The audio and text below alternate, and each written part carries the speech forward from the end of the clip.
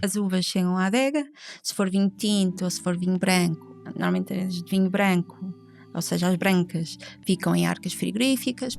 Eu creio que esta questão de trabalhar por conta própria sempre esteve muito presente.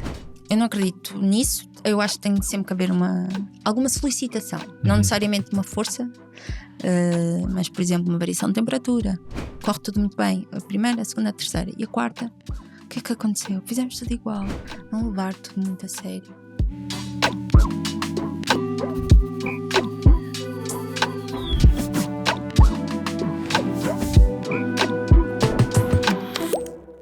Este episódio de Founder Tales é patrocinado pela Blockit. A Blockit é uma empresa que faz cacifes inteligentes como aqueles onde vocês recebem as vossas encomendas. E eles estão a contratar o melhor talento em Portugal. Tem cargos para todas as posições, desde Heads, VPs, Engenharia Mecânica, Engenharia de Software. Contam já com mais de 2 milhões de encomendas todos os meses, graças a clientes gigantes como a Vinted e a DHL em vários países da Europa. A Blockit decidiu apoiar o Founder Tales porque acredita que a nossa audiência faz parte de um grupo de pessoas fora de série, com muita vontade de construir e aprender coisas novas. Agora it's up to you, vão à página de careers da Blockit, blockit.careers, tem lá as vagas todas abertas, são cerca de 50, candidatem-se e boa sorte. Bem-vindos a mais um episódio de Founder Tales. Hoje temos connosco a Tatiana da Wise Shape.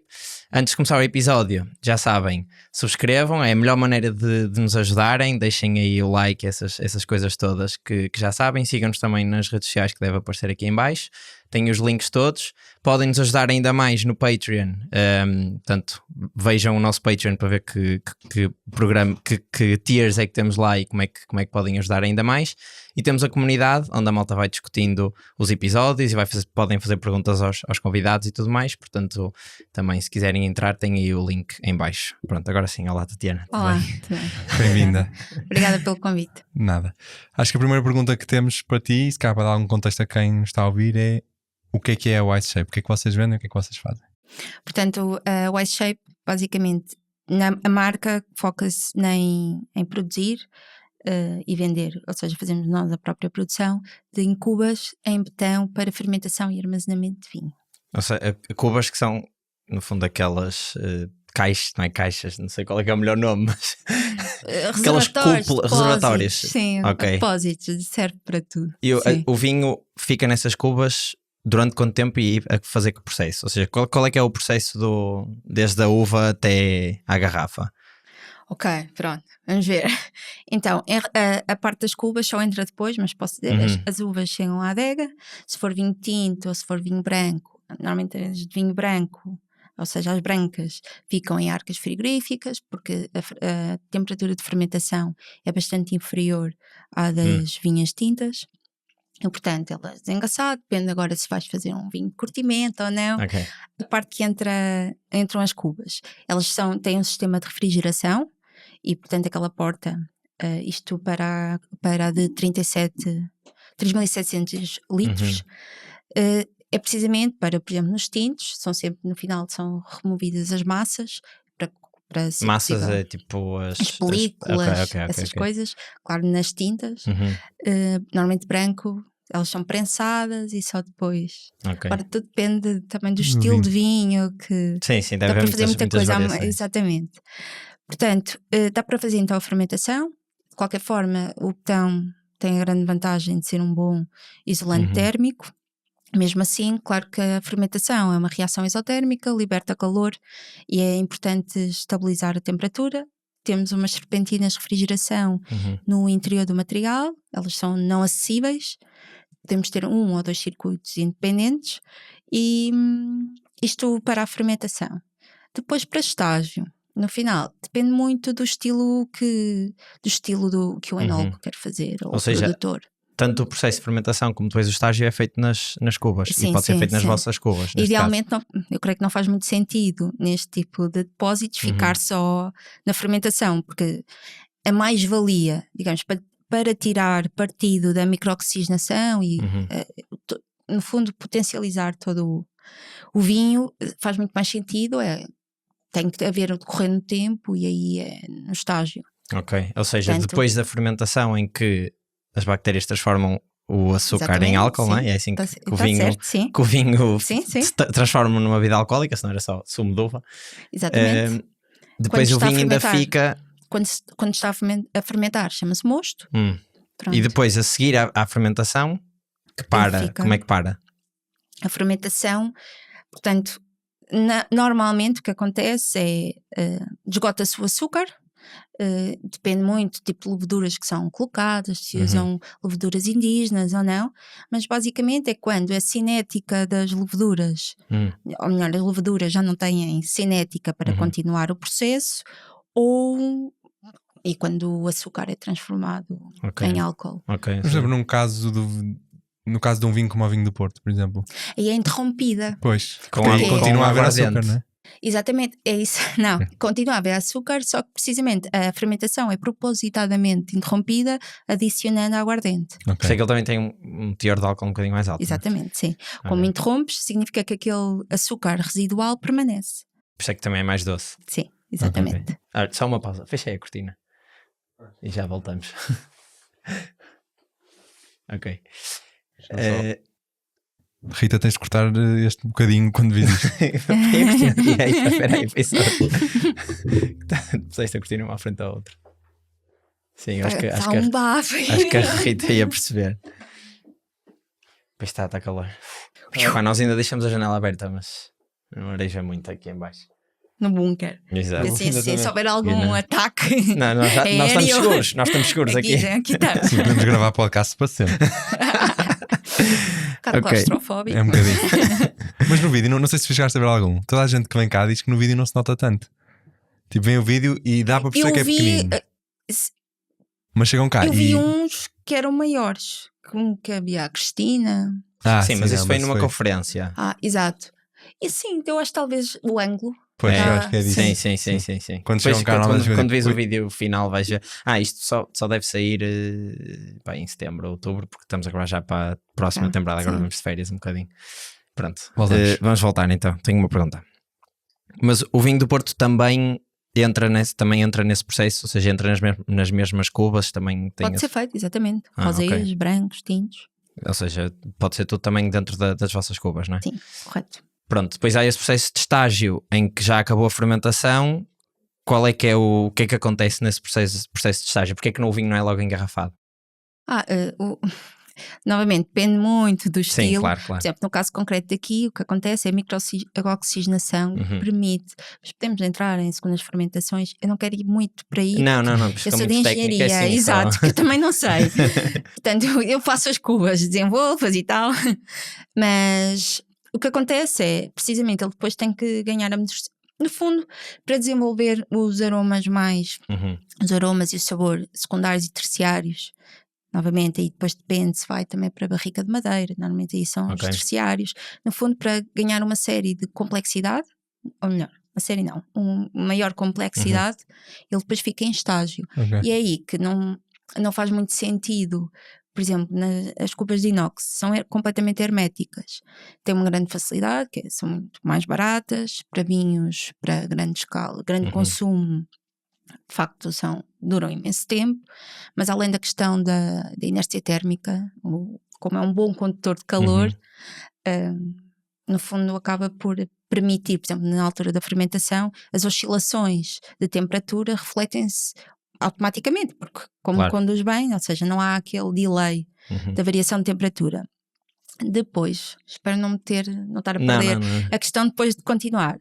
Claro, o que acontece com a madeira e com o betão é como são porosos, o material é poroso, permite alguma microoxigenação passiva do vinho e esses aromas e esses sabores continuam a desenvolver-se. A grande diferença da madeira e do betão é que o betão é neutro.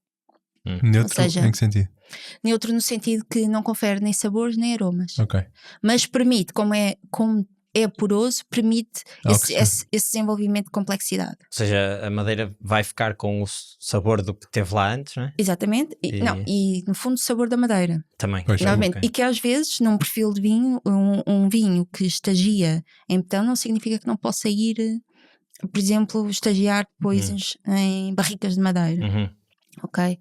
Por Depois também O estágio é o envelhecimento, não é? Sim, sim. É onde ele desenvolve no fundo, fica mais complexo, desenvolve os tais aromas e sabores que não são muito primários, são muito os primeiros que se desenvolvem são da fruta. Pois.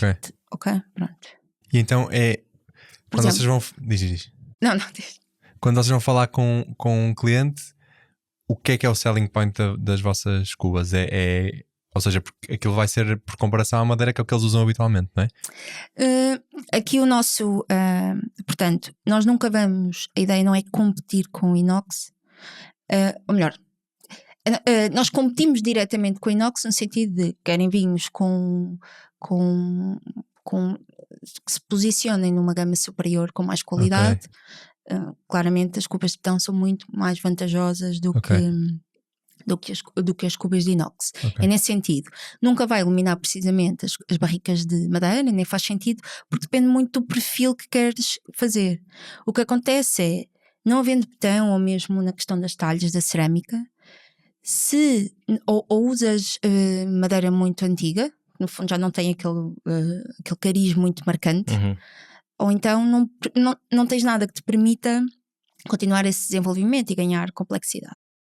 Ok.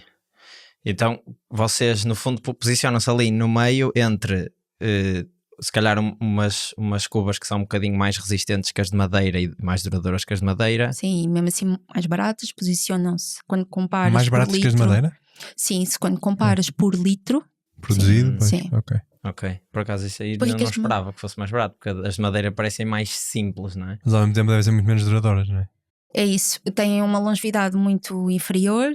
Depois, apesar de tudo, é preciso. Espero não dizer o nome. No fundo, estou a esquecer-me agora do nome das pessoas que fazem aquilo. Portanto, tonelaria. Não é capaz, sim. Soa-me. É qualquer coisa assim, os tanoeiros. Ok. A tanoaria, exatamente, é isso. As tanoarias, é preciso ter alguns skills, não é assim tão básico. Depois depende, tem muito o grau da tosta, porque aquilo não é madeira normal, ela tem uma tosta, em função da tosta, os franceses é que são prós. Ok. Pronto, então, acabando o teu raciocínio era... Portanto, posicionam-se, ou seja, como mais baratos que as cubas que as barricas de madeira, mas com mais qualidade do que as de inox. Correto, exato. Ou seja, ficam ali no meio termo. Sendo que, lá está, nós vemos vantagens em usar betão e usar a barrica de madeira. Atenção, e as cubas de inox, o nosso target não é o vinho grande, para grande consumo, grande volume. Não é... Okay. Claramente não é aí que aquele mid-tier. Sim, porque aí claro que não compensa. Pois. Ou seja, por exemplo, um barca velha nunca vai ser feito numa barrica de betão, numa cuba de betão, à partida. Fermentado? Depende, pode estagiar. Por exemplo, sim, porque não? Não sei, isso que eu estava a dizer, precisamente ao contrário. Por exemplo, é ao contrário, os de consumo massivo é que nunca irão às de betão. Ou seja, quando eu digo maior consumo é em volume, vinhos de volume, sim. inox. Ok. Não é muito, não é competitivo, nem é o nosso target. Pois, ok. Os vossos clientes então são empresas que fazem tanto produtoras de vinho, não é? Sim. Vitivinícolas ou só vinícolas, não é? Neste caso. Sim. Mas vocês conseguem chegar aos produtores mais pequenos ou é só aquelas empresas grandes, tipo só Grapes e Symingtons e etc? Inicialmente até é interessante, porque eu estava à espera, quando lançássemos, que fosse muito mais óbvio os pequenos produtores. Isto no sentido, porque pequenos produtores têm menos volume, normalmente os vinhos, acho eu, para serem rentáveis, posicionam-se numa gama superior, fazem vinhos com mais qualidade. É a única forma de ter, porque senão, como não têm volume, e portanto eu pensei que fosse óbvio entrar aí e não nas empresas grandes. E foi uma surpresa, porque na realidade essas empresas grandes também, primeiro, a questão de têm capital, é mais fácil aí investirem e têm sempre têm sempre verbas para apostar em inovação. E portanto, surpreendentemente acabámos por conseguir também chegar a essas empresas maiores, como a Symington, a Nippor, a Sograp. precisamente, mas numa ótica de mais inovação e de experimentarem o que há no mercado. Ok. Por acaso nós contámos a preparar o episódio e uma das coisas que tínhamos pensado era, será que, para mim, inovação e, portanto, umas cubas mais inovadoras, ainda por cima no vinho, que é uma indústria tendencialmente mais tradicional, portanto, tem anos anos não, séculos até de tradição, principalmente cá em Portugal, não é? Que é um produto bastante característico. O que nós pensamos logo foi, isto provavelmente os clientes, os maiores, claro que vão ser as grandes empresas de produção de vinho. Sim. Mas será que eles também conseguem chegar aos pequenos produtores? Vocês têm muitos pequenos produtores também que são vossos clientes, muitos ou alguns? Sim, no sentido em que também pequenos produtores, há toda uma vertente um bocadinho mais focada numa enologia de menor intervenção, como é o caso dos produtores mais pequenos, e é nesses que mais abertos. Não se calhar tanto, se calhar se falares em inovação, não é por aí Pois. que te vão ouvir, mas vão ouvir pela questão da menor intervenção. Ok. Vinhos mais naturais, E não tão mascarados, por exemplo, com a madeira, vinhos muito mais, que expressem muito mais o terroir, a fruta, por aí. E ao mesmo tempo também se calhar por causa da questão do preço que tu mencionaste, não é? Aí é o grande handicap. Portanto, às vezes o que acontece é que os mais pequenos têm interesse, mas nem sempre conseguem. Pelo que eu percebi, se calhar in the long run, hoje não estou a saber falar português, se calhar in the long run até lhes compensa o investimento. O problema é que uma cuba ainda é cara, aquele investimento inicial. Quanto é que custa uma cuba? Só por curiosidade. Quer dizer, não sei se vocês têm vários modelos, mas neste momento temos um modelo que chamamos Wise Shape, que é o nome da empresa, da marca. Portanto, temos 3.700 litros e de 1.000 litros.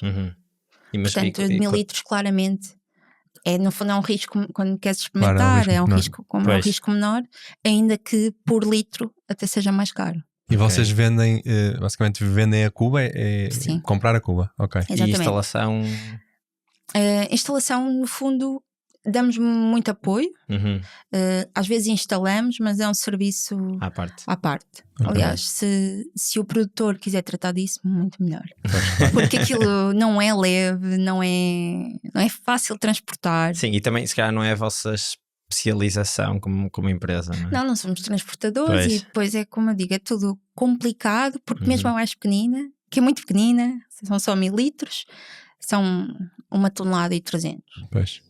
Mas como é que se gera essa situação? Eu imagino que, imagina, vende-se a cuba e depois o produtor deve muitas vezes buscar. Pronto, ok, quando é que ela chega? Eu digo, não chega, tem de vir buscar, não é? Pronto, o que acontece é que faz sentido a pergunta. Ao mesmo tempo, um produtor sabe mais ou menos como é que os equipamentos funcionam. Pois. E normalmente o que acontece é, e tem sido muito assim, contrariamente também ao que eu previa, não tem sido difícil só tratar do produto vender. Como eu disse, era muito melhor à porta, tem que ir à porta e não normalmente querem, porque de facto requer alguma expertise a manusear, porque é uma coisa mais delicada, mais frágil. Sim, é um produto diferente daqueles todos que eles têm, que estão habituados. É isso, sim. Okay. Não é a mesma coisa que transportar um empilhador ou um bulldozer ou qualquer coisa assim. Pois. E então tu começaste por dizer, ou disseste há um bocado, que o teu background era engenharia. Eu sou engenheira civil. Pronto, então a minha pergunta é, qual é que é a tua relação com o vinho, ou como é que tu entraste?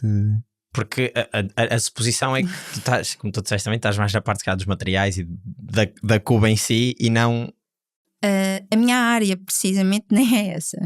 Na realidade, a parte do vinho sempre esteve muito próxima, porque a minha família é produtora de vinho, portanto eu no fundo cresci sempre um bocado a caminhar entre Coimbra, que foi onde nasci, na escola, e o Douro. Portanto, isso faz parte. Eu sempre ouvi o meu avô, o meu tio-avô falarem da adega cooperativa e do vinho, e vendiam uvas para as grandes casas de vinho do Porto, antes de começarem a própria marca. E isso teve sempre muito intrincado, e gosto. Há qualquer coisa na tradição que me chama a atenção, que me toca. Portanto, eu não sou uma engenheira típica, muito pragmática e portanto, isso esteve sempre presente. Eu trabalhei numa consultora de engenharia quando acabei o curso. Quando acabaste o mestrado? Mestrado integrado, sim, de engenharia civil. E a minha área de especialização, pronto. Quando começa a afunilar, até era mecânica estrutural. É mais cálculo de estruturas, nem era tanto esta parte. E não estava longe de me imaginar a fazer isto.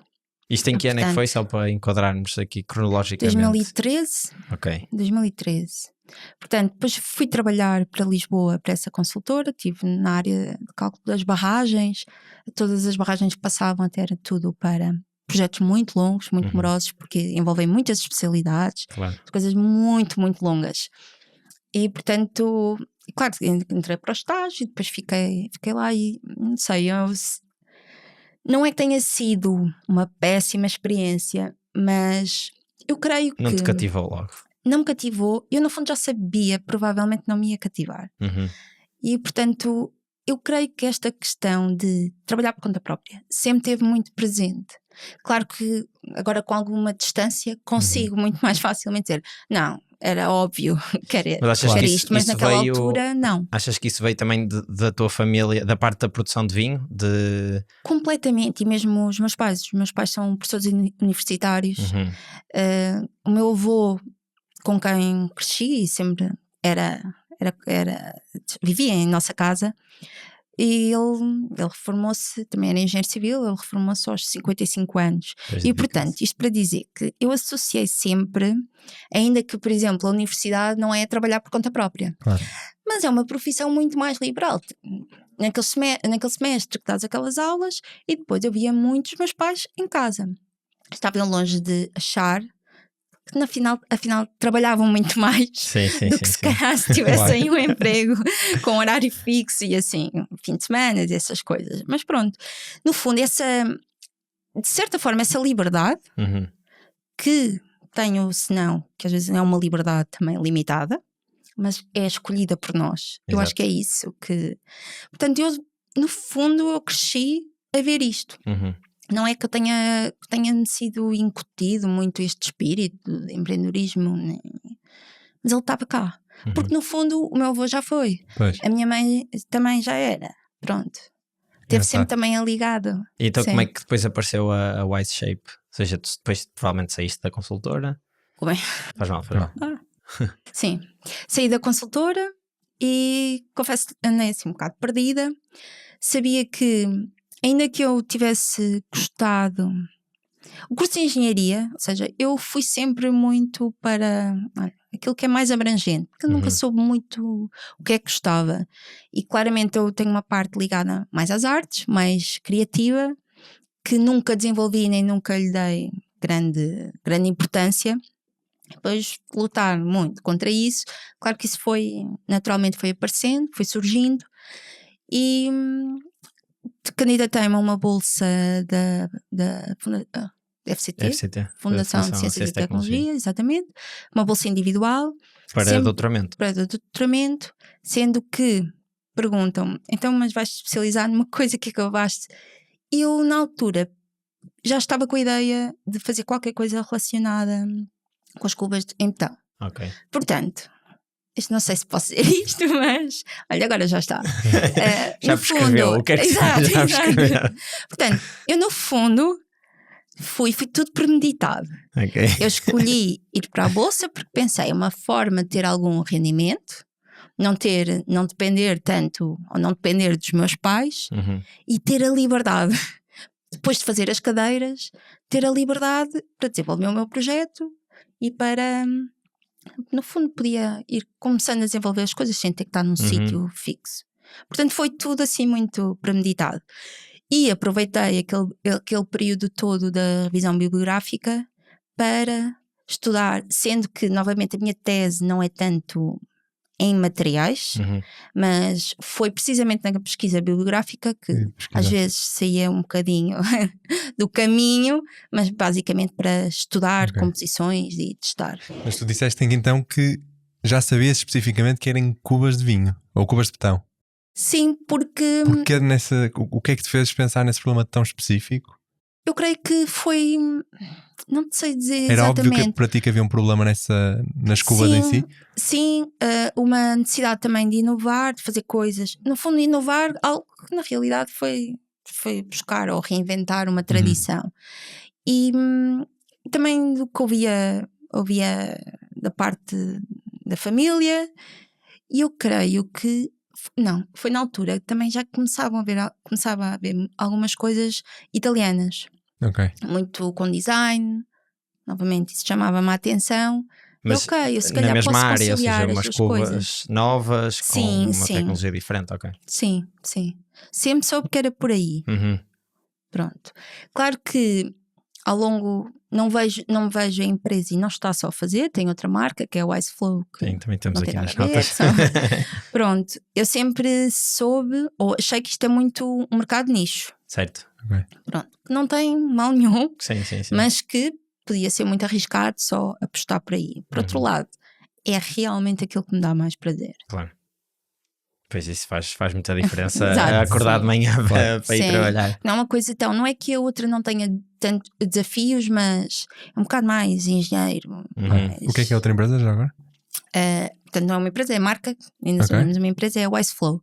Basicamente o que fazemos também são infraestruturas em betão, neste caso também com a inovação, ou seja, são especiais, não são iguais às correntes, porque são revestidas com tela termoplástica, com um fornecedor nosso da Áustria, às vezes confundo Áustria, eles no fundo acho que são austríacos, mas a sede está na Alemanha.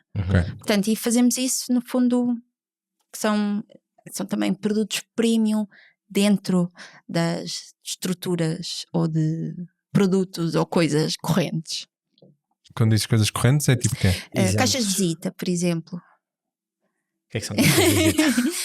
Então, ninguém liga às coisas enterradas, mas elas são necessárias.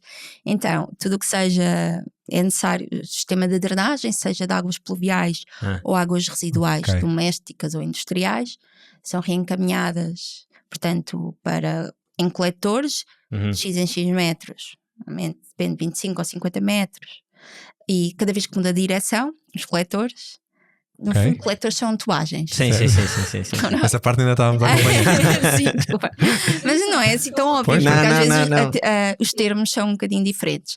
E portanto, ou então sempre que mudam de direção, têm as caixas de visita, e essas caixas de visita, portanto, estamos a falar de água que não é potável, não é?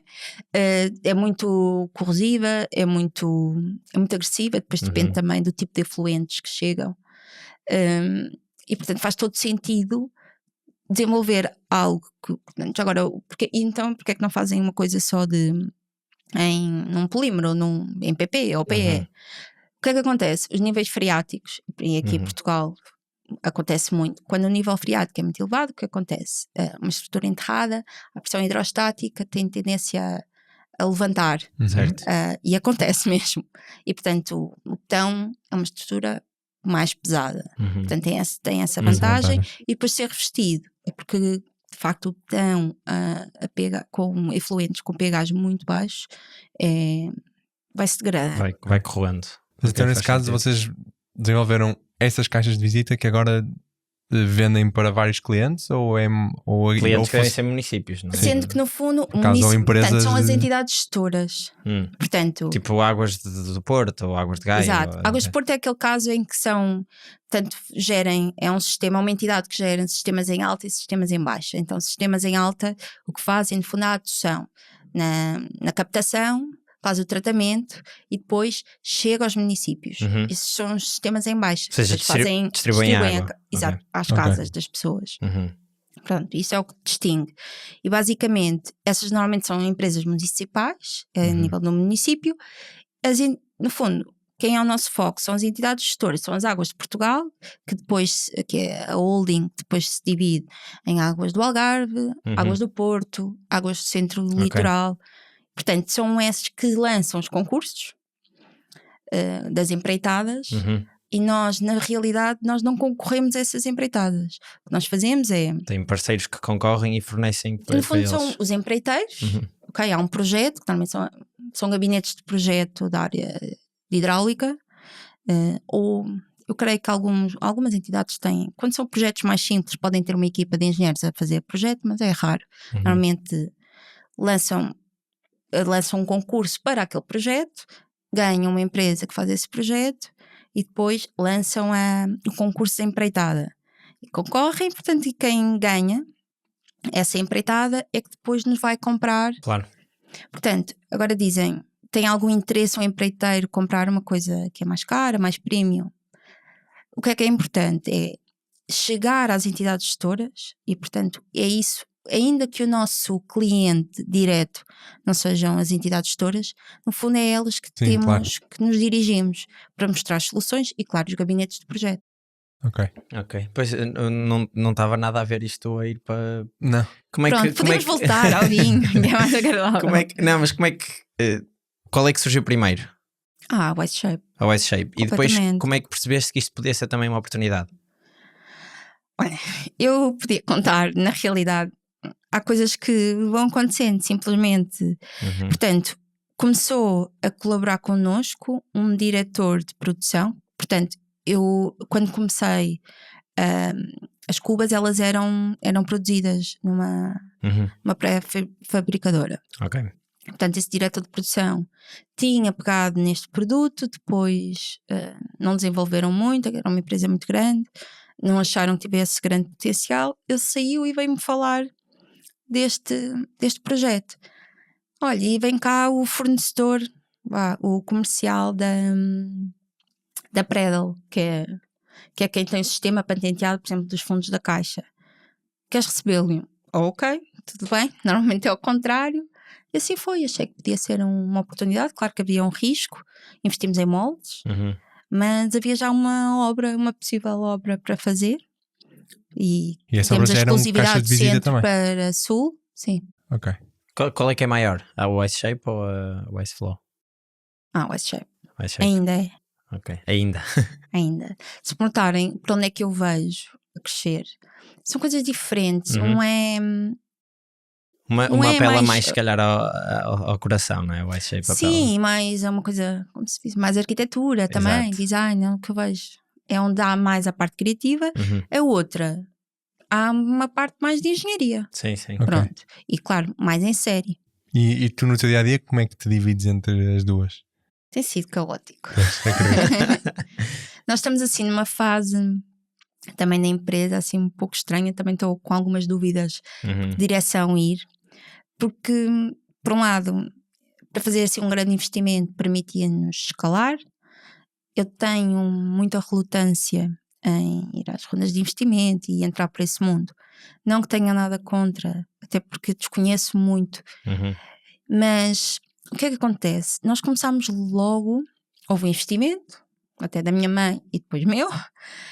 Portanto, isto para dizer, claro que há sempre um investimento, mas neste caso foi dos fundadores. Principalmente quando é, eu vou dizer hardware, mas não é hardware, é quando são coisas que é preciso construir. Sim, é preciso desenvolver produto. Exato, se for software é só tempo no fundo e ter um computador, mas sim, é preciso desenvolver um produto. Para começar qualquer coisa é necessário comprar materiais, máquinas, investir em produção. Sendo que quando começámos, mesmo quando começámos a subcontratar, no fundo, nós entregámos um caderno de encargos, não foi muito fácil encontrar um parceiro para produzir, obviamente, porque esta indústria está muito formatada, no fundo, qualquer linha. Claro. Tudo que sai daquela linha de produção há um risco associado. Portanto, ou te pedem um valor exorbitante, precisamente para cobrir esse risco. Para poucas unidades. É isso. Depois perguntavam, mas isto é para fazer muitas? Eu, sei lá. Espero que sim. Mas eu não dá para mentir. Eu acho que sim, senão eu não estava a investir. Entretanto, quer dizer, a bolsa acabou, o doutoramento ainda não tinha acabado e eu estava a full time com o projeto. Part-time, tem que ser part-time, porque ainda tinha doutoramento. E, quer dizer, eu estava a investir tudo para aí. Claro que agora olho para trás, não era assim tão velha, mas eu via-me, meu Deus, eu já não tenho 23 anos. Não faz sentido nenhum, mas era assim que eu via. Já perdi imenso tempo. Os anos passam e eu preciso que isto avance. Estava eu longe de pensar que, então, que demora tudo muito mais. Pois. Ou pelo menos no nosso caso, caso. Então, neste momento, a dúvida é se investes mais numa ou noutra, ou é se dão um passo grande que vos permita produzir qualquer coisa que esteja dentro desta área do botão? Pronto, isto porque ao bocado perguntaste, nós damos este produto acabado, ok? Mas uma das grandes vantagens e o que do botão é precisamente, é possível fazer, é customizável. Certo. Muito mais facilmente. A madeira não, e muito menos o inox. Normalmente no inox sabem como é que são feitas, não é? Há uma chapa, é calandrada, e depois por isso é que há troncocónica ou um cilindro. É assim muito simples de fazer. Pronto, aqui envolve ter moldes, envolve estudar o tipo de botão para o molde que tem. E a nossa ideia foi sempre também ter essa versão customizável. Desde a cor ao formato, essas coisas. E portanto, para isso é preciso investimento. Só que, o que é que acontece? Às vezes uma das dificuldades, ou pelo menos que eu agora sinto, é se por um lado já estamos a vender, a equipa ainda é pequena, mas para vender mais, para a equipa crescer, tínhamos que investir mais. Claro. Por outro lado, não há uma relação direta, não é assim tão óbvio. Pois. Portanto, ainda estamos assim numa fase, por acaso, assim, um pouco indeciso de qual o caminho a seguir. Mas assumindo que optavas por investir e levar isto para a frente com mais velocidade, passaria por um investimento teu outra vez, ou seja, dos fundadores, ou agora teriam mesmo de recorrer a... Não, teria que recorrer e... Porque já estamos a falar de valores muito mais altos também, não é? São valores mais altos e também percebi, não me arrependo, não é que seja mau, porque também há uma coisa, eu pelo menos vejo as coisas assim, quando tu colocas o teu dinheiro, o teu compromisso é muito maior, as coisas, nós gastamos mais facilmente o dinheiro de outras do que o nosso. Isso também foi também para mim uma validação, porque deixei de fazer uma série de outras coisas para investir também na empresa. E portanto, esse sacrifício, digamos assim, também foi uma forma de validar. Não, eu acredito mesmo nisto e eu quero isto. Não sei se vai funcionar, mas estou disposta a arriscar. Portanto, agora, além de serem valores mais altos, eu também percebi, há um limite. Sim. Porque depois também é difícil, pesa, e é difícil, é assustador. Sim, de repente tem demasiada coisa nas costas e... Sim. E portanto, isto para dizer... Mas também agora já está numa posição mais interessante do que há uns anos para levantar investimento externo, porque já tem clientes, já tem o produto comprovado, ou seja, no início o risco era muito maior. Já começámos a internacionalizar, neste caso Espanha, foi um mercado super... Foi engraçado. Foi sempre o primeiro mercado que pensámos abordar porque aqui toda a questão logística, da instalação, do transporte, e portanto já chegámos lá. Agora é isso, no fundo, para continuar, sinto que, porque mesmo para ir ou procurar investimento, que no fundo consome muita energia minha, dos fundadores, para focar muito nisso e depois não tanto a parte comercial. Porque eu não tenho, por exemplo, nós não temos ainda um comercial, eu faço. Portanto, começa a ser muita coisa e claro que ninguém faz bem tudo, tenho muitas limitações nas várias áreas, o que é normal. Vou tentando fazer o melhor, mas sim, estamos naquela fase que era importante crescer. Mas então a prioridade do investimento seria para aí, não é? Ou seja, a primeira coisa que farias com esse dinheiro era contratar-se cá uma equipa de vendas? Sim. Antes de aumentar a produção? Não, se calhar eu sou muito produção. Se calhar produção e a seguir vendas. Boa. Queria dizer que a propósito disso estás a dizer. No limite, tu podes vender, só tiveres capacidade para produzir, de entregar, produzir. Só te fazer tipo pré-vendas. Depois, sinto que isso é tudo gerível depois na prática, não é? Podes vender muito e depois ir... Tipo a Tesla que tinha anos de espera para os carros até criarem as fábricas. Não é a vossa maneira de... Pois, não, claro. É outro, não sei, o Elon Musk Sim, vive uma muito super estrela. Do hype. Ele, pronto, e também é acho eu, tinha a tecnologia também dos carros elétricos. Sim. Mais neira. Portanto, aqui não tanto. E isto para dizer, por exemplo, o ano passado foi as pessoas não encomendam com o tempo que nós aconselhamos, pois claro, tu não recusas um cliente, foi o meu primeiro, não, temos que encaixar. Pois. Às vezes, Não. por muito que tentes, é difícil. Pois. E, portanto, falhar com prazos foi horrível, não gostei. Claro. Não gostei também, eu percebo os produtores. Eu estou a começar a Vindima, eu estou. Pois, Essa pois pressão. é sempre ao mesmo tempo, não é? Sempre Sim, isto para dizer que há sempre forma, mais ou menos, porque tu vendeste. Já agora, nós não recebemos só quando o produto é entregue. Há um valor de adjudicação, Uhum. portanto é normal, já investiste. Claro. E depois é isso, se calhar, Mais se procedimento. tiveres esse hype todo, as pessoas estão dispostas. Tudo bem, esperar. faço para o ano. Pois. Pois Nesta é que aqui agora- indústria, ou pelo menos nós não temos, não somos assim tão atraentes. Claro. E falaste agora num fator que eu não me tinha lembrado, que basicamente qualquer atraso aqui significa um atraso de um ano, porque se não for feito a tempo já só vai a tempo do ano a seguir, não é? Pode ser, por exemplo, pode ser sempre utilizado Para para estágio. estágio, mas quer dizer, é antes de Vindima que há, ou seja, Que há mais investimento também, que vão não se falar calhar um rever os planeamento, planos. tu vais colocar lá que vinho, ou seja, as coisas têm que ser organizadas. Claro, claro. Portanto, isto, sim, há claramente uma época alta, que é perto das Vindimas, Uhum. pelo menos aqui em Portugal, e sim, foi. Por outro lado, se me perguntam, estou arrependida. Estaria a mentir se dissesse que sim. Eu não sei se foi a melhor opção, colocou-me muito stress na produção, nos trabalhadores, colocou-me muita pressão em mim. Por outro lado, eu acredito que são essas pressões que às vezes nos faz correr atrás. E Claro, claro. agora, qual é o limite? É difícil. Vocês fazem a produção ou têm.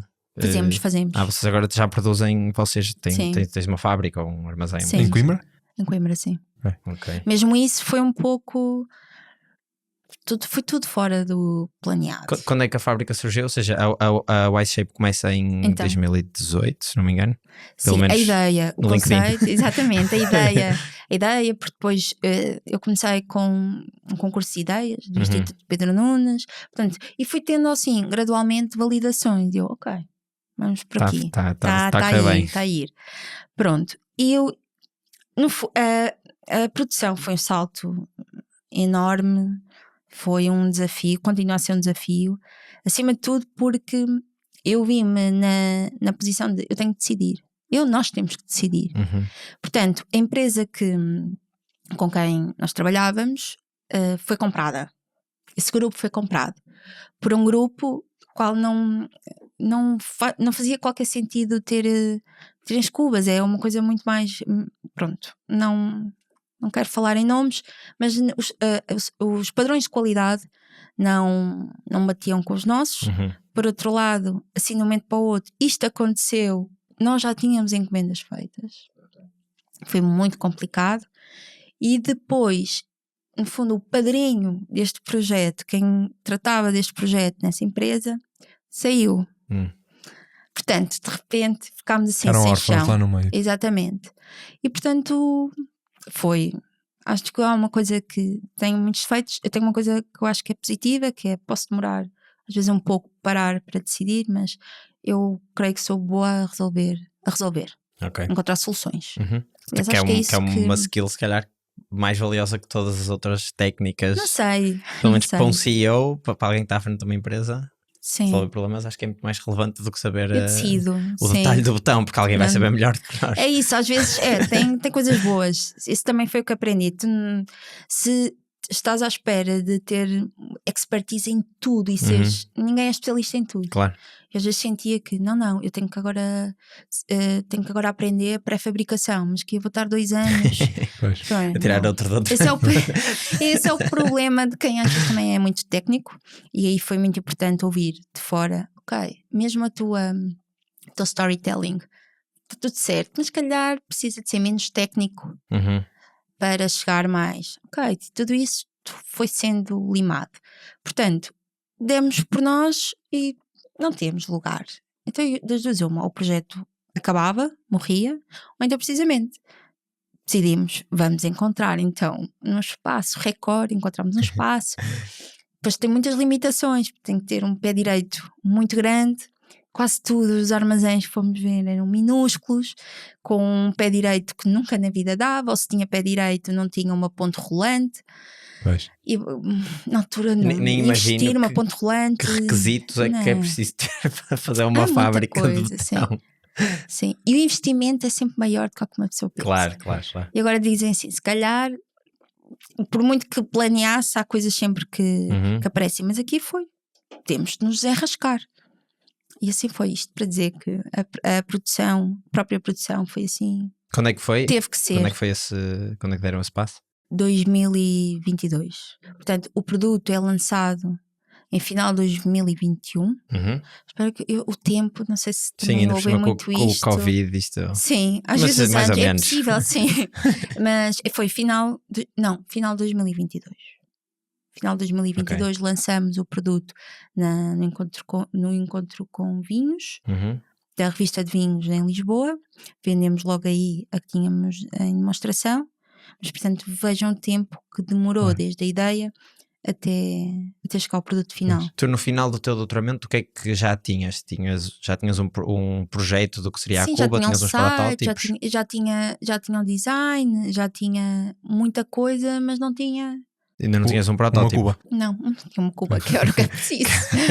É preciso fazer um molde. Quem é que vai fazer o molde? Pois, quando nós nos cruzámos a primeira vez foi em 2020, na escola de startups da BTEC. E eu lembro que, portanto, vocês aparentemente ainda não tinham Cuba nenhuma, mas que já pareciam super maduros, porque... A sério? Foi a ideia com que... Mas tiveram em estágio. Sim, tiveram em estágio. Sim, mas nós tínhamos 22 na altura, acabados de sair da faculdade. Certo. E estávamos 22, 23. com um projeto quase a fingir também. Portanto, toda a gente à nossa volta parecia super madura. Se calhar também é, às vezes eu acho que eu senti exatamente isso, portanto. Lá na escola de startups também? Sim, sim. Porque as pessoas estavam muito mais... Porquê que entraram na escola de startups? Ou porquê que tomaste essa decisão? Olha, foi na verdade a minha tia. Ou como?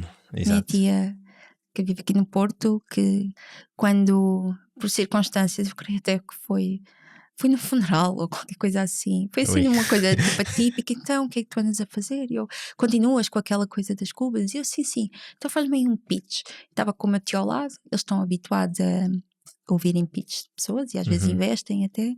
E foi aí que eu apresentei.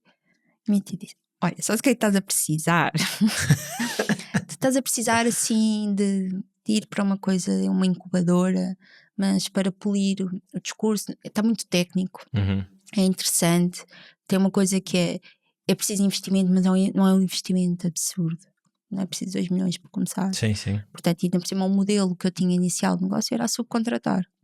Portanto, tinha essa vantagem. Claro que eu tinha sempre o investimento do molde e de várias coisas, mas não era muito. Pronto. E foi assim que eu fui lá parar. A ideia nunca foi ser à distância. Pois. Na altura, a ideia, eu gostava até de ter ido para fora. Houve uma série de programas que ela me enviou e queria ter a experiência de ter ido, mas pronto, depois veio o Covid. Isso também atrasou muito o projeto. Pois. Atrasou o mundo, na verdade. Sim. Exato. Portanto, foi aí que nós nos conhecemos. Mas repara que ao mesmo tempo já tinha bastante amadurecimento a ideia. sim. Pois ainda não tinha o produto. Sim, claro, não notava-se, porque eu lembro que Sim. E já tinha um site na altura. Eu acho que até já tinham pelo menos apoios de vocês foram apoiados. Exato, sim, e foi isso. Isto foi sim surreal. Nós elaborámos uma candidatura para no Portugal 2020, que era o SI2E, que era um investimento com 60 fundo perdido, que ajudou bastante. Novamente, a candidatura foi em 2018, os resultados saíram 1 ano e meio depois. Pois. O pagamento, o reembolso, na verdade, é sempre com muito atraso, portanto, é uma das coisas que convém às vezes. Ainda agora há muitas ajudas a fundos e assim, isso funciona muito bem para as empresas grandes. Pois. Para as empresas pequenas, às vezes pode ser um problema. Mas porquê que dizes reembolso? Porque é contra despesas. Este é contra ok. despesas, exatamente. Okay. Não é tipo o startup voucher. Exato, sim, não te chegam dinheiro à frente, ok. Certo. Exato. Sim, tens na mesma ter dinheiro no bolso para poder aproveitar exatamente, sim. E depois apoio. Pagam-te Claro. faturas assim. E portanto, e acho que quando nós falámos, o molde estava a ser feito. Okay. Aliás, quando falámos, não, quando nos encontramos. Sim. À distância, À na distância, escola de exatamente. startups, sim. Mas achas que foi relevante? Ou no programa todo, o que é que, se sim ou não, e o que é que foi mais relevante? O que é que tiraste mais? Por Pronto, eu tive pena por ser à distância, que Claro. acho que muita coisa se perde. Uhum. Mas eu creio que ouvir primeiro ajudou-me, deu-me algum alento. Ouvir outras histórias, ouvir outras pessoas. Tivemos algumas apresentações, eu creio que foram muito interessantes. Eu lembro daquela Fiber Sale, Uhum. adorei também a honestidade, falou muito, de forma muito crua sobre o projeto e as dificuldades, que é outra coisa que eu noto, não se fala muito, que também é normal. Uma pessoa não quer mostrar, olha, Claro. o negócio está muito mal, andamos Claro, com claro, dificuldades. Mas às vezes faz falta dizer que as coisas nem sempre são o que parecem. E há dificuldades no dia a dia, na gestão. Tu podes até ter muitos clientes, mas às vezes é difícil ter pagar salários e depois tens que avançar para comprar materiais. Meu Deus, até estamos a vender muito, mas tu olhas para a conta, é uma ginástica. Qual foi a maior dificuldade que tiveste de lidar até agora? Depende muito da natureza da dificuldade. Foram várias. Fazer o molde, aquela parte, finalmente ter um produto foi. Pois, deve ser uma Saiu a sensação pulso, mas saiu. Depois lá está, saiu a pandemia, tivemos azar com a empresa que tinha feito, que depois também usava a pandemia para justificar os 2 anos de atraso. Mas digamos que depois da empresa estar a funcionar, atualmente, não é atualmente, já foi há mais tempo, mas quando já o negócio já estava, digamos, a fluir, foi às vezes ter receio de não ter dinheiro disponível para pagar os salários todos, chegar ao final do mês e pagar. Sim, e nem era por uma questão de não estarem a vender, era só porque... Não, é fundo de maneio, pois não. É isso. Sim. Claro. Depois é isto, engenharia financeira. E depois como fomos muito apanhados, tivemos que investir rápido. Uma coisa que não estava planeada, que foi no armazém, no espaço. Depois este é o tipo de coisas, que matérias-primas é necessário pagar em avanço, exato, antes de produzires e venderes. Portanto, houve ali uma fase que foi complicada. É isso, e mesmo assim uma pessoa, mas está tudo a correr bem. Pois. Claro, mas estás primeiro a correr... pagar despesas antes de receber. Pois. Mesmo quando está a correr bem não é fácil, não é? Não. Acho que neste momento, se eu olhar para trás desde que tirei as dores de cabeça de ter o produto a funcionar, claro que há sempre os problemas técnicos, mas esse foi assim aquele que me tira mais. Dirias me dá mais ansiedade quando vou dormir. É claro. Dirias que agora o teu dia-a-dia é mais tranquilo do que nessa altura em que estavam a fazer o produto em si? Ou não? Ou ao contrário? É diferente.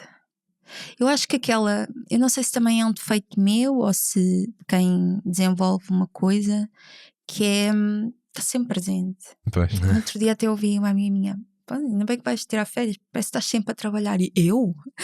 Não, eu sinto que eu era daquelas pessoas sempre, a vida não é só trabalho. Porque para mim é trabalho, mas ao mesmo tempo. Pois. Como é teu, sentes que não estás a trabalhar, não é? Estou a trabalhar para mim. E às vezes o que acontece é que é mais nos tempos livres, que não estás na produção, não estás a vender, não estás a tratar, que te permite pensar, ok, para onde é que eu quero ir? Onde as ideias te permite fazer um zoom out e pensar um bocadinho mais numa visão mais macro de tudo. E às vezes é aí que me surgem coisas interessantes. Exato. Vocês, portanto, têm a Y-Shape que vende as cubas e vão ter mais modelos agora. Sim. E vendem a cuba e depois a relação com o cliente. Não vou dizer que se esgota ali, mas é uma venda e não uma subscrição, ou não há uma manutenção, não sei o quê. E tem também o outro projeto da Wise Flow, não é? No fundo temos 2 linhas de produção num espaço bastante limitado. Aqui com um podcast. Exato. A nós só nos falta o pé direito. Chamam dores de crescimento. Mas a minha pergunta aqui é, qual é que é o próximo passo para ou seja, vai ser abrir mais linhas dentro daquela capacidade que vocês têm, ou é reforçar? É reforçar as que já temos, porque há muita margem para para desenvolver e para vender mais e para fazer coisas. Eu gosto de desenvolver. Portanto, mesmo aquela coisa, mas eu vou estar a fazer sempre o mesmo produto. Não, estou farta de ver isto, quero ver mais coisas. Portanto, Isso passa por expansão geográfica também, ou não? sim. Ou não achas que não é já? A expansão geográfica, repara, acaba por. Novamente, estamos limitados na produção. Pois. Será que eu quero expandir muito noutros países, depois não tenho capacidade Para entregar o que exatamente. promete. Portanto, diria que agora o primeiro objetivo era investir em instalações maiores, em equipamento que não fossem em segunda mão. Sim. Pronto, para precisamente depois termos confiança para experimentar outros Sim, lugares. Há mercado. até se calhar são coisas que vão acontecendo em simultâneo, não é? Se calhar fecham um contrato grande e depois têm de aproveitam isso para expandir. Isso é o ideal. Sim. Que às vezes, Não é assim que funciona. Às vezes não dá para não é sincronizar. isso. Sim. Eu acho que às vezes o mais difícil é não há um caminho óbvio. Sim. E se vais à procura, ninguém te vai dizer. Obviamente, ninguém quer essa responsabilidade, não sabem. Claro. E às vezes é difícil algumas decisões que não sabes se vai para um lado, tem uma vantagem, se vai para o outro. E não são os riscos que me assustam, é não saber o que é melhor naquele momento. Ok. É se calhar até mais o custo de oportunidade de fazer uma coisa e não outra do que Exato, propriamente sim. O receio, de falhar. se vou por aí, então Não posso ir expandir. pelo outro. Então não posso tentar vender mais, porque até há mercado e até há interesse. E há aquela janela de oportunidade que eu tenho medo. Então, mas uma empresa só funciona se vender. Pois. Tu São essas coisas. És a única pessoa que trata de vendas na empresa. Eu pergunto isto porque vocês vendem para, tirando se calhar os produtores mais pequeninos, vocês vendem para empresas que são poucas e que são muito grandes, não é? Por exemplo, deste o exemplo das Águas de Portugal, que são poucas, não há muitas águas aí. Não, só há as Só as Águas de Portugal. Sim, depois há as várias. Sim, é um desafio. E mesmo as produtoras, as grandes, que se calhar têm dinheiro para investir em inovação e que têm, produtoras de vinho, digo, também não há muitas em Portugal, se calhar há mais do que Águas, mas ou seja... Há bastante mercado. Lá está, porque primeiro, depois tudo no vinho é lento, bastante lento, dá resultados, depois lá está, compraram. Tem que haver uma validação, tem que experimentar o vinho e depois correu muito bem o primeiro ano. Será que há uma repetição no segundo ano? Ou foi só por acaso este primeiro ano? Ou seja, mesmo esta retenção é desafiante. Sim, isso é um bom ponto. Depois a seguir para avançar. Por outro lado, eu creio que houve pelo menos uma assim grande que claramente eu senti que tinha vontade de avançar, mas também estamos numa fase, não sei se já passou bastante nas notícias, que há excesso, há demasiado excesso de vinho. Sim, isso em parte porque há muito vinho nos nossos grupos, mas há mais muito como espanhol piada entrar no do Douro. que... Sim. Propriamente. Dá para fazer bastante Exato. piadas sobre isso, sim. Okay. Mas há excesso, sim.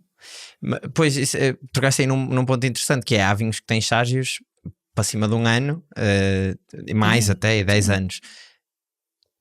Que no caso da Wise Shape a empresa não tem 10 anos, portanto não é possível ainda ter resultados de vinhos de estágios muito longos para saber como é que eles fizeram. Vocês por exemplo, um ano já dá para ver e lá estão os resultados que temos tido, precisamente. Foi muito importante termos o primeiro vinho engarrafado 100% estagiado.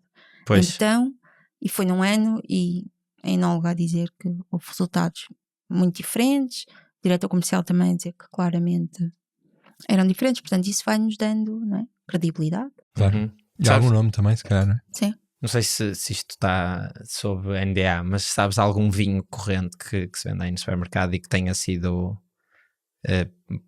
tenha passado pelo estágio numa das vossas cubas?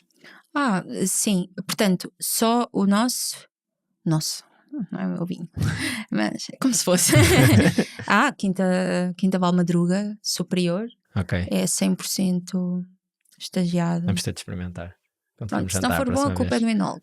Tinha boas uvas, não dominou bem a arte, mas sim, há esse, pronto. E o resto das outras, o que acontece?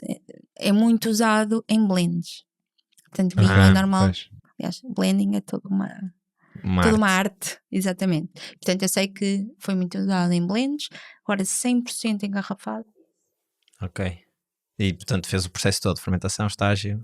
Na altura fez só o estágio, a primeiro ano, o segundo ano foi fermentação e estágio. Isto porque foi a primeira cuba que vendemos e vendemos-la em outubro, portanto as vindimas já tinham passado. Pois. Sim. Ok.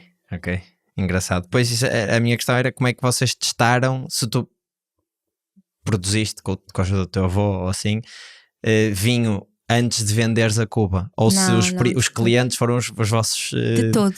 Por isso é uma ótima De pergunta, todo. se é no dia de hoje, se a produção da tua família usa as vossas cubas ou não. Então posso dizer, só este ano é que as adquiriram, pagaram e compraram. Porque, nem sei, eu acho que no fundo houve sempre uma vontade de separar. Claro. No início fez-me alguma confusão, ao mesmo tempo, ok, é muito melhor validar que há uma imparcialidade muito maior. Claro. Do que usar os teus... Sim. Sim, pois. Sendo que a possível parcialidade seria sempre muito... A minha família é exigente. Mas havia... se não for muito isenta, claramente não está. Ficou aquém das expectativas. Ias perceber. Sim. Mas houve um risco que os vossos primeiros clientes assumiram em produzir vinho, ou pelo menos estagiá-lo, Sim. numa cuba que se calhar nunca tinha passado por esse processo. E eles, como é que viram esse risco? Ou seja, qual é que foi o ponto ou o que é que tu achas que foi o ponto que os fez aceitar esse risco? Eu creio que foi houve o primeiro cliente. O primeiro cliente, na realidade, não pagou logo. Foi colocado, que é normal, não. Ou foi uma venda, mas foi uma venda... Atrasada, exatamente. E depois uma coisa alimenta a outra. Claro. E ao mesmo tempo, eu presumo que vocês não sejam a primeira cuba de betão do mundo. Não, de todo, exatamente. Já deve estar minimamente comprovado. Este design também suscitou alguma estranheza. Depois as pessoas começaram, creio que quem aprecia alguma assimetria começou a apreciar. Mas sim, já havia betão, não é com esta formulação, é outra, mas sim, não... Claro. Não inventámos a roda. Eu li no vosso site uma coisa que eu também achei engraçada, que tinha a ver com a forma da cuba, ou seja, que também trazia vantagens por causa tinha lá um nome técnico, ângulos mortos, é possível? Qualquer coisa qualquer coisa morta, havia qualquer coisa morta. Portanto, o que acontece é, mesmo as leveduras e todo, no processo todo, os movimentos, na altura mesmo da fermentação, isto é particularmente interessante no vinho branco, aquele formato... Ou seja, o cilíndrico? Não. Estás a dizer o vosso? Tipo, sim. Okay. O nosso que no fundo é o ovo. E é o ovo que está testado. Agora, se me perguntam, está cientificamente provado? Não. Claro que eu fui ver isto. Agora, há uma experiência empírica. Portanto, se quem usa diz que é assim, então tudo bem, vamos pegar. A minha ideia foi pegar num ovo, mas dar-lhe um twist mais arrojado e uma coisa com que me identificasse. Okay. Mas a ideia é que esse formato em ovo é benéfico para a parte da circulação do líquido lá dentro e portanto não há zonas onde fique onde haja acumulações. Ou seja, se houver uma solicitação externa, normalmente com uma variação de temperatura, o que acontece é, e isto eu vi de facto, por exemplo, as cubas muitas vezes no final, quando são atestadas, aquilo foi no caso, foi no branco, efetivamente sem ninguém mexer. Portanto, há um recipiente que se coloca no topo que chama-se um belô. Pronto, que é no fundo para chama-se aquilo é, como é que eu posso chamar? Aquilo no fundo é uma rolha, mas que não é uma rolha acética, pronto, para proteger do oxigênio. E de facto, sem ninguém fazer nada, de um dia para o outro, a turbidez, ou seja, aquelas, no fundo, as levaduras que se estavam a ver e todos estou-me a esquecer de nome, os depósitos, os resíduos. E uma pessoa olhou e de facto, sim, está muito mais turvo sem fazer nada. Ou seja, aquilo que é interessante é que de facto isso não acontece, ou pelo menos da experiência, isso não acontece com aquele formato. Exato. Então turvo é mau. Sim. Pois era isso que eu ia perguntar. Por exemplo, no caso, é muito falado nos movimentos brownianos. Novamente, há muita ligação empírica, algumas formulações, mas nada que consiga O que é que são realmente, os do ponto de movimentos vista. brownianos? É um movimento do líquido dentro da... No fundo é um movimento, vamos falar por aí, é muito matemático, mas no fundo ninguém conseguiu descrevê-lo matematicamente porque é aleatório. Ok. Portanto, isso, a partir do momento que não consegues ter as equações matemáticas, é difícil. Controlá-lo também. Sim. Mas é o quê? É um modelo São matemático sobre o movimento do líquido lá dentro. Sim, sem qualquer. E que não consegues definir uma trajetória específica, não. Ok. Mas ele mexe. Ok. Sem força externa, não é? Tipo, Eu não acredito nisso. Eu acho que tem sempre que haver alguma solicitação. Não necessariamente uma força, mas, por exemplo, uma variação de temperatura. Não deixa de ser um estímulo. Claro, ok. Uma solicitação. Sim. Nós faz em engenharia sentido. civil as estruturas são um caso de carga, além do peso próprio, que é o nosso peso, as cargas permanentes, é a variação de temperatura. Pois. Portanto, sim, é considerado um caso de carga. Ok.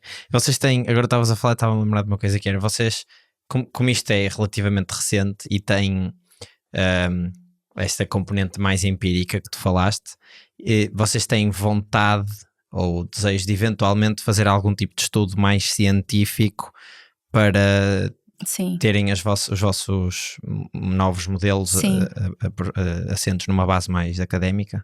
Sim, o que é que acontece? Tem sido, e lançámos um desafio a um cliente nosso, que até maior e que até tinha... O que é que acontece? É muito difícil, a falta de pessoas, é muito difícil depois garantir que há uma equipa para fazer o acompanhamento.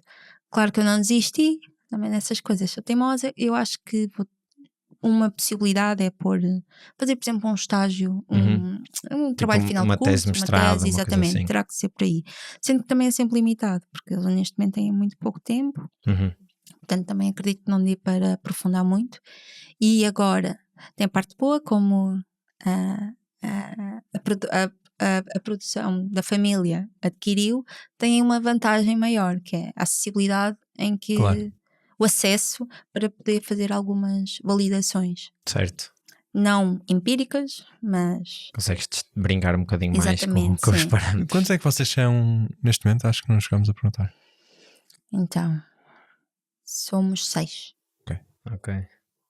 E quantas cubas é que conseguem produzir por ano? Assim, em média, apesar de ser recente a produção? Ou quantas é que conseguiriam ser assim, full capacity? Quando é que, neste momento, 4 por mês. Ok. Uau. Correndo tudo bem. Uma venda. Correndo tudo bem. Claro. Sim. Nunca correu tudo bem. Mas lá chegaremos. Já outra coisa, o controle de produção é complicado. Pois. Fazes bem, corre tudo muito bem. A primeira, a segunda, a terceira. E a quarta, o que é que aconteceu? Fizemos tudo igual. Sim, e não é um computador que dá para ver os bugs daquele. Sim. Tem muitos fatores humanos, porque tem muita intervenção humana, portanto é mais suscetível. Claro. E se calhar basta a temperatura variar dentro da fábrica, e se a produção do inverno vai ser diferente da produção de verão. Sim, porque a umidade dos agregados é diferente. Normalmente Então, também não trabalhar com tem condições para ter os agregados com controle, condições climatéricas como gostaria, portanto aí sim. Mesmo essa automatização ajudaria, sim. Vocês normalmente vendem as cubas uma a uma, ou quando vendem conseguem vender logo 3, 4, 10? Sim, o máximo que já vendemos para o mesmo, para os Açores foram 8 pequenas. Eu diria que o máximo foi 3 grandes. Ok. Foi um investimento já. Quanto é que custa uma cuba? Curiosidade. Uma grande, das 3.700, Sim. 9.390. Ok. Mais IVA. Certo. Não tenho de comparação com uma de madeira, sabes quanto é que custaria? Da mesma capacidade. Só que não há. Da mesma capacidade. São Também mais estamos pequeninas? a falar. Sim. Ok, isso é outro fator. E nas de madeira também há aquela...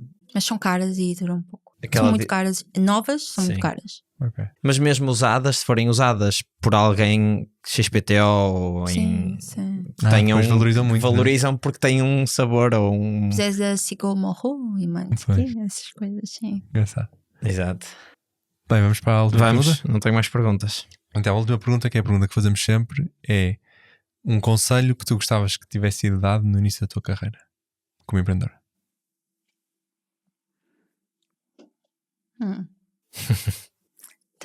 Acho que tenho um, não só que acho que se aplica um pouco a tudo, que é não levar tudo muito a sério. Ok, esse é um bom. Não, no sentido não de seriedade, Uhum. mas de peso. As coisas não têm um peso que Sim, ou às seja, vezes damos ou que existe na nossa cabeça, não. achas que aprendeste um bocadinho isso quando falaste há bocadinho de, por exemplo, de falhar os prazos, que é se calhar ninguém morre se falhares por uma semana ou assim. Sim, e só às vezes, pronto, eu não sei se não sei, bastante exigente, mas na verdade eu olho, se calhar sou mais empática comigo mesma agora do que o que era antes. Uma má nota, era um drama.